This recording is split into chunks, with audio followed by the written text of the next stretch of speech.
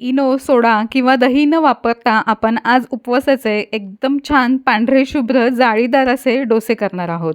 आणि कमीत कमी साहित्यामध्ये होतात, करायलाही खूप सोपे आहेत, अजिबातही तव्याला चिकटले जात नाहीत. त्यामुळे व्हिडिओ संपूर्णपणे बघा आणि आवडला तर लाईक, शेअर आणि यूट्यूब चॅनलला आपल्या सबस्क्राईब करायला विसरू नका. फेसबुकवरून बघत असाल तर पेजला नक्की फॉलो करा. आणि हे डोसे इतके छान होतात, मऊ लुसलुशीत होतात.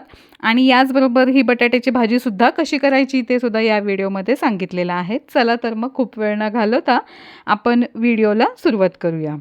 आता हे उपवासाचे मऊ लुसलुशीत जाळीदार डोसे बनवण्यासाठी घेतलेले आहे 1 वाटी भगर. कोणत्याही वाटीचं किंवा कपचं प्रमाण सेट करून घ्यायचं आहे. त्याच वाटीने अर्धी वाटी आपल्याला घ्यायचं आहे साबुदाणा. आता भगर आणि साबुदाणा आपल्याला 1 ते 2 वेळा स्वच्छ पाण्याने धुवून घ्यायचा आहे आणि 3 ते 4 तासांसाठी भिजत ठेवायचं आहे. साबुदाणा आणि भगर छान अशी भिजली गेलेली आहे. आता मिक्सरच्या भांड्यामध्ये आपण घालून घेऊया. आणि हे घालत असताना यातलं पाणी व्यवस्थित निथळून घ्यायचं आहे आणि एकदम छान स्मूथ अशी याची बारीक पेस्ट करून घ्यायची आहे. एकदम बारीक वाटून घ्यायचं आहे. आता हे वाटलेलं मिश्रण आहे ते 3 तासासाठी आपल्याला परत असंच ठेवायचं आहे. किंवा जर तुम्हाला जास्त वेळ असेल तर 5 ते 6 तासांसाठी तुम्ही असंच ठेवून द्या.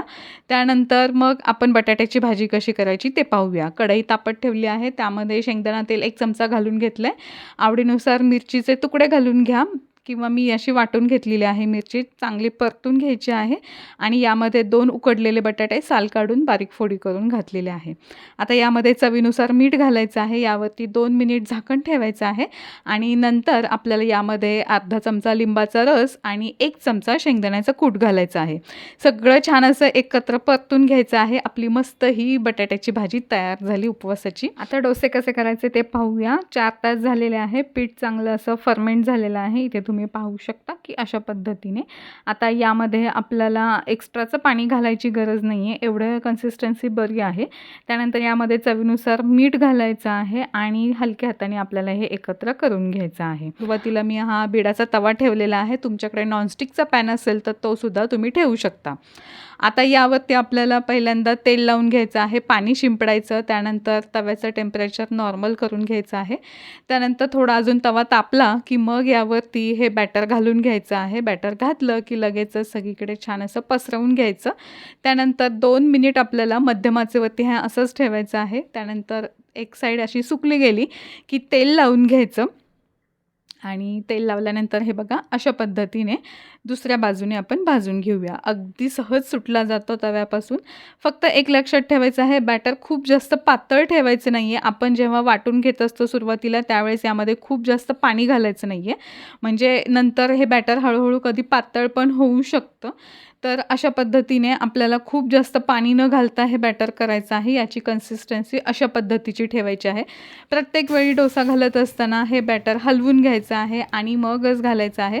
तुम्ही पाहू शकता जेवढा तवा छान तापलेला असेल तेवढं या डोश्याला जाळी छान पडली जाते आणि अगदी मऊ लुसलुशीत होतात. खूप जास्त भाजायचे नाही, नाहीतर कडक होतात किंवा वातड होऊ शकतात. तर अशा पद्धतीने आज आपण हे उपवासाचे डोसे आणि ही बटाट्याची भाजी केलेली आहे. या उपवासाला जरी तुम्हाला आज आषाढीला नाही जमलं हे करायला तरी नक्की दुसऱ्या उपवासासाठी तुम्ही हे करून बघा.